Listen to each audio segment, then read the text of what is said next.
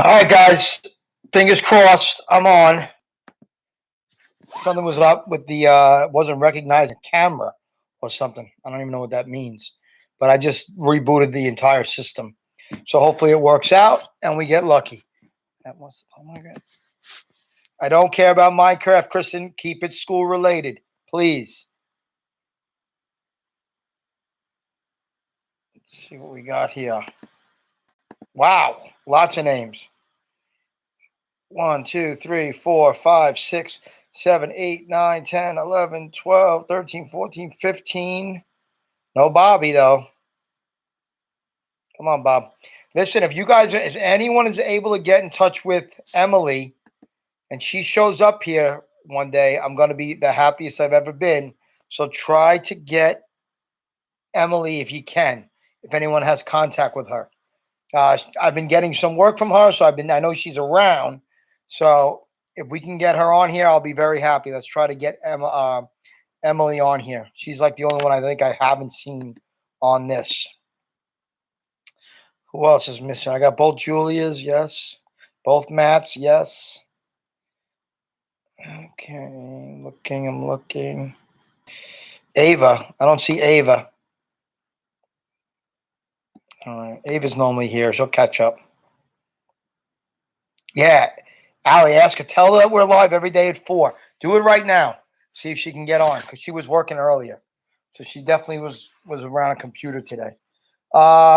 Good job on IXL math on the people I saw.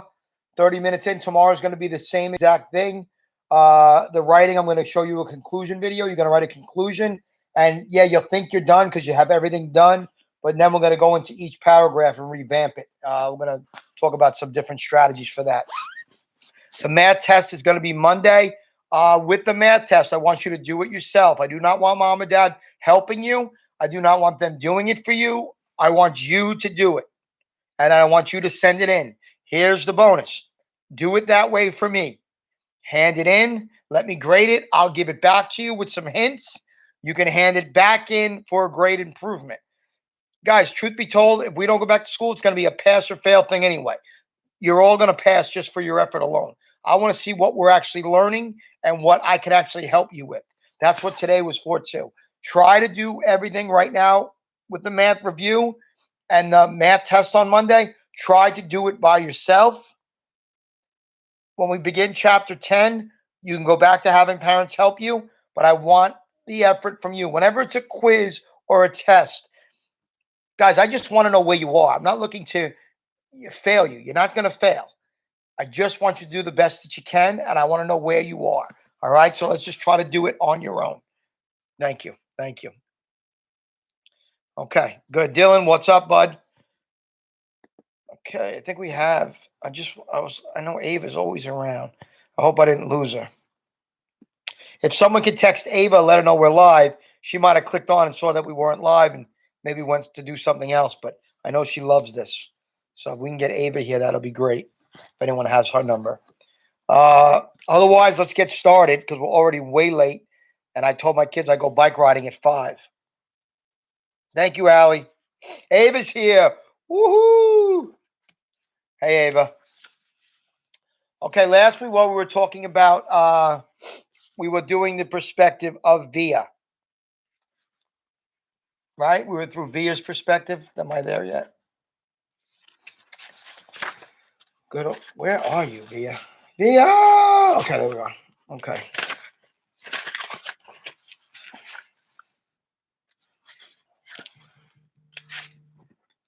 Somebody might be texting me.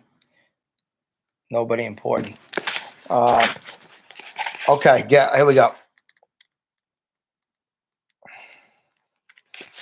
Now we're through Via's perspective. Remember, it's the first day of school. She kind of lost everything that she had. Her friends are gone.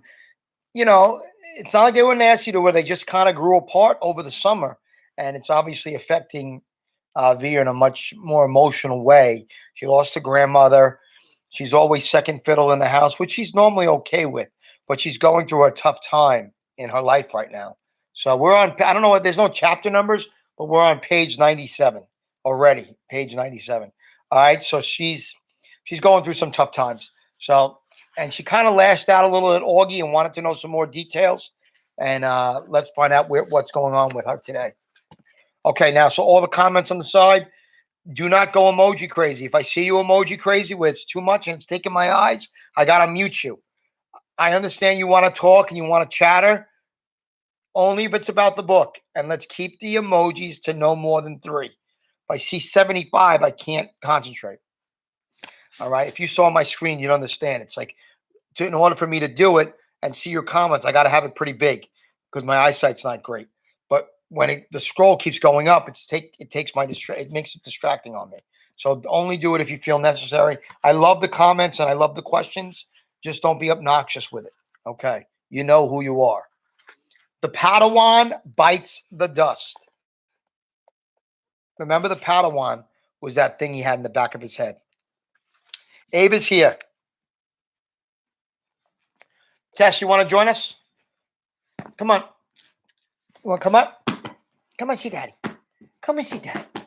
No, she doesn't want to see Daddy. She wants to just hang out. Okay. I don't know which way I could get this way. I could see you guys and read. Okay. Let's see if I can do it like this. Jeez, not comfortable today. I'm not sure at what point that night Augie had cut off his Padawan braid or why that made me really mad. I had always found his obsession with everything Star Wars kind of geeky. And that braid in the back of his hair with his little beads was just awful. But he had always been so proud of it, of how long it took him to grow it, of how he chose the beads himself in a craft store in Soho.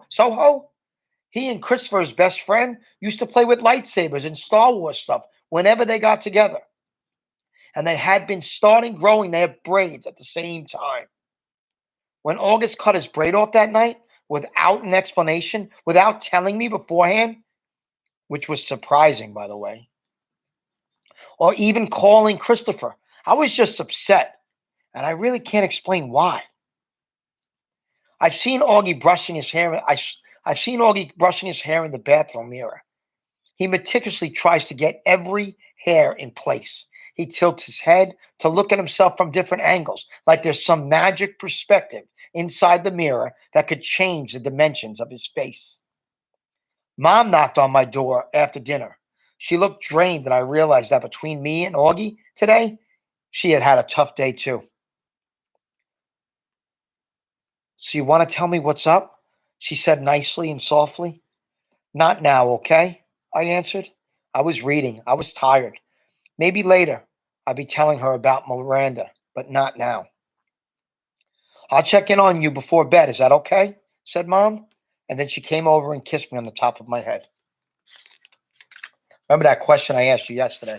Do you remember what happened at the end of the night of the first day of school? Can Daisy sleep with me tonight? Sure, I'll bring her up later.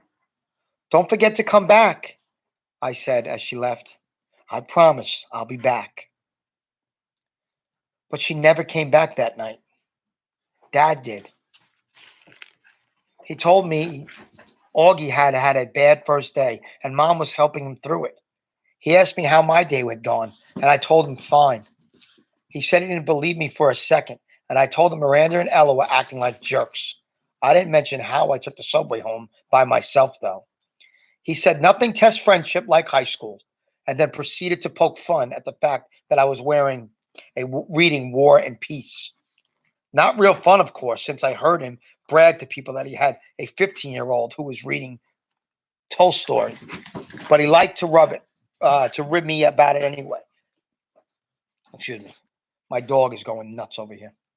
But he liked to rib me about where I was in the book, in a war part or in a peace part.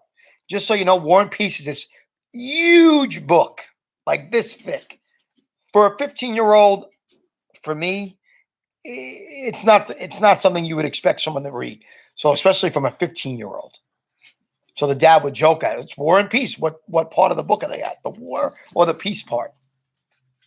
The dad is more of a jokester.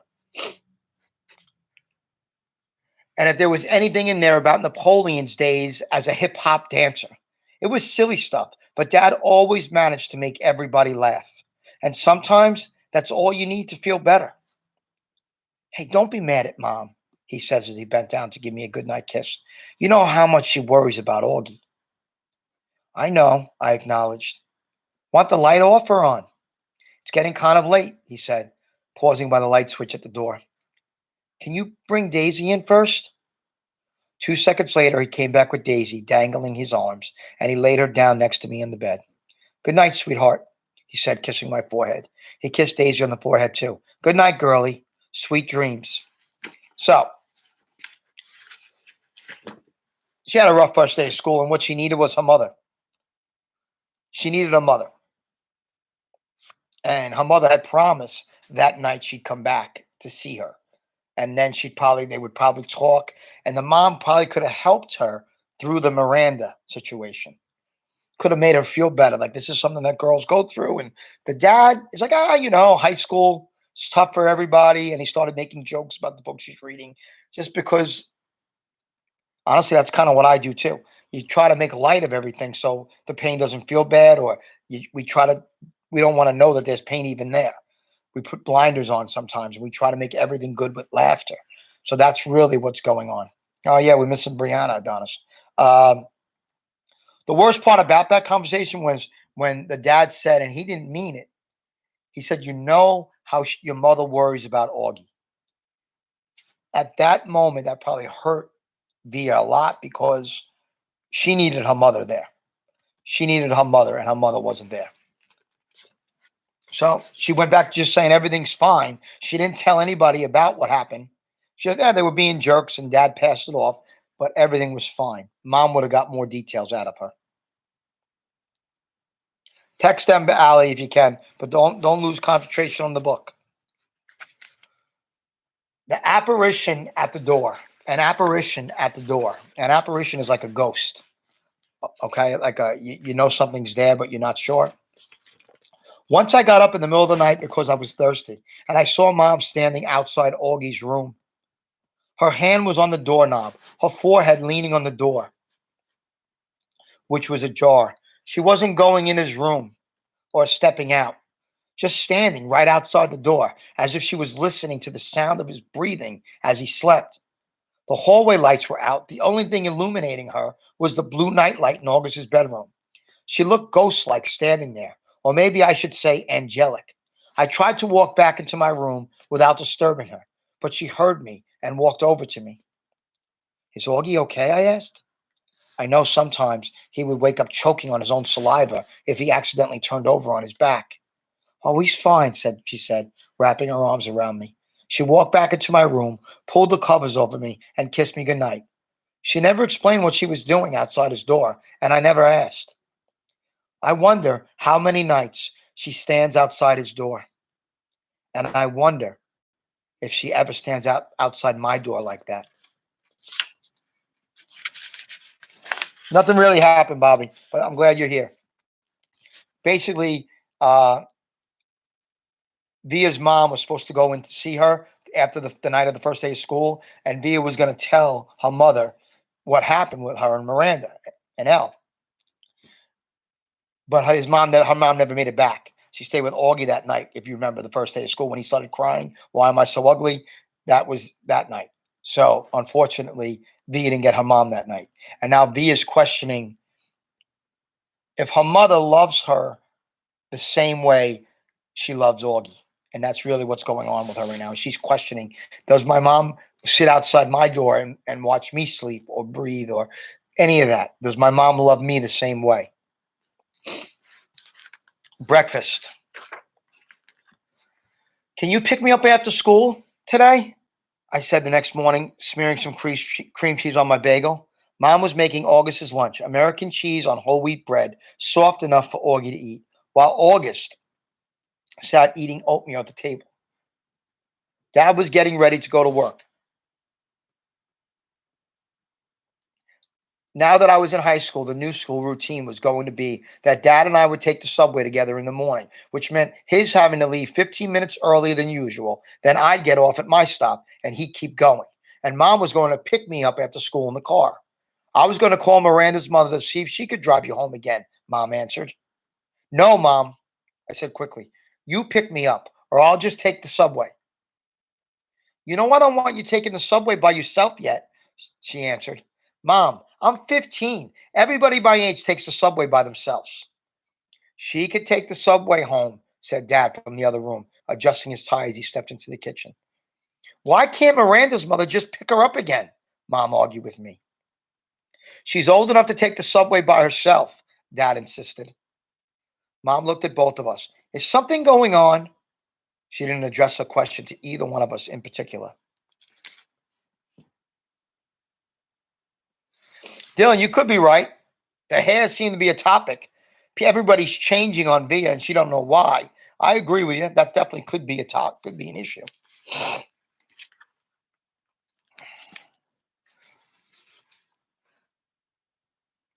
So the mother asks, is there anything going on that I should know about? And then Via says, you would know if you came back to check on me last night. I said spitefully, like you said you would. Oh, God, Via, said Mom, remembering now how she had completely ditched me last night. She put down the knife she was using to cut Augie's grapes in half, still a choking hazard for him because of his size of his palate. I'm so sorry. I fell asleep in Augie's room. By the time I woke up, I know. I nodded indifferently. Mom came over, put her hands on my cheeks, and lifted my face to look at her. I'm really, really sorry, she whispered. I could tell she was. It's okay, I said. Via, Mom, it's fine. This time I meant it. She looked so genuinely sorry, I just wanted to let her off the hook. She kissed and hugged me, then returned to the grapes. So is something going on with Miranda? She asked. Just that she's acting like a complete jerk, I said. Miranda's not a jerk, Augie quickly chimed in.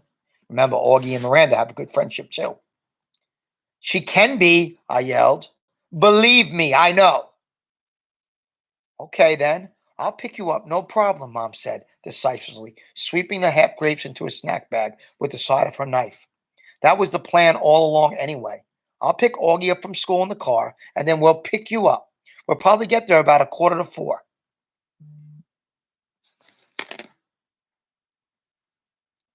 No, I said firmly before she even finished. Isabel, she could take the subway, said Dad impatiently. She's a big girl now. She's reading War and Peace, for crying out loud. What does War and Peace have to do with anything? Answered Mom, clearly annoyed. It means you don't have to pick her up in the car like she's a baby, he said sternly. Via, are you ready? Get your bag and let's go.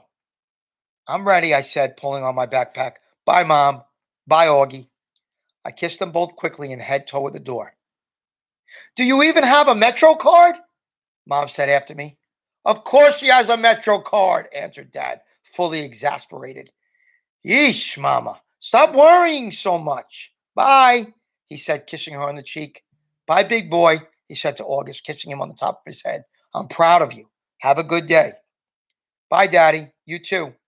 Dad and I jogged down the stoop steps and headed down the block. Call me after school before you get on the subway, Mom yelled from the window. I don't even turn around, but waved my hand at her so she'd know I'd hear her.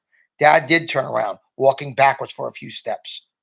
War and Peace, Isabel, he called out, smiling as he pointed at me. War and Peace.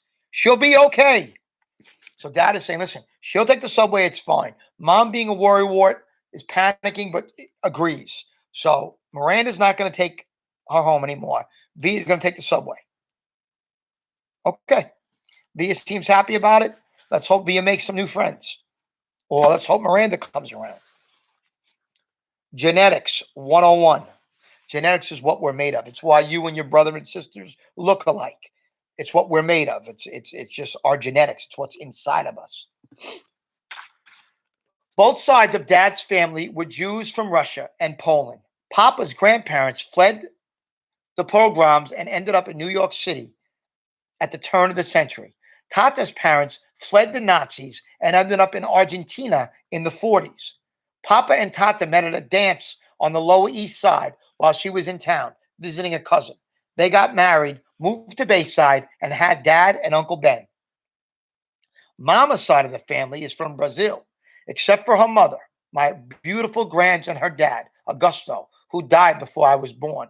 The rest of Mom's family, all of her glamorous aunts, uncles, and cousins, still live in Alto Leblon, a ritzy suburb south of Rio.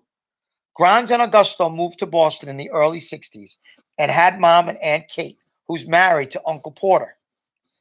Mom and Dad met at Brown University. By the way, Brown University is like Harvard. It's like the best university. It's in the top five. It's an Ivy League. Top, top, top. One day you guys get to go to the Brown University. We will celebrate in the streets of Ronkonkoma. One of my students from years and years and years ago, this year, got accepted to Brown University. Her name is Madeline Pittiger. She was a former Cav kid.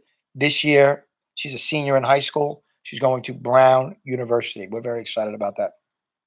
You're right, Adonis. She's just worried. And have been together ever since. Isabel and Nate, like two peas in a pod. They moved to New York right after college. Had me a few years later, then moved to a brick town house in North River Heights.